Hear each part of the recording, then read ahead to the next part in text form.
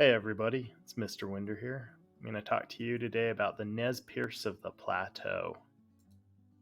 The Nez Perce have lived in the Plateau region of North America for a long time. The Plateau region is in Oregon, Washington, and Idaho. The area has mountains, forests, grasslands, and rivers. The tribe called themselves Nimi Ipu. This means the people. The French called the tribe Nez Perce. Nez Perce means pierced nose in French. They did not really pierce their noses. Some of the men did wear shells in their noses for decoration. The tribe decided to keep the name Nez Perce. The Nez Perce wore buckskin clothing. Buckskin is another word for deerskin. Men and boys liked long fringe shirts and leggings. They wore belts, breechcloths, and moccasins. The women and girls wore long belted buckskin dresses. They wore cornhusk hats on their heads and knee-length moccasins on their feet. Sometimes the people put on gloves and buffalo skin robes to keep warm in the winter. The Nez Perce hunted and fished for their food.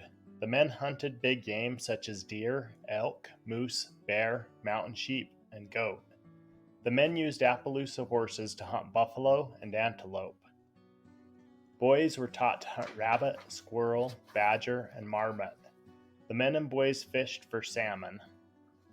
The women and girls gathered roots. Their favorite roots to eat were the camas bulb and bitter root. They collected pine nuts, seeds, and black moss. The girls liked to gather all kinds of berries. During the winter, the people spent time drying and storing all the food. The Nez Perce lived in different kinds of homes. Most of the year they lived in teepees made of woven tule mats or buffalo skins.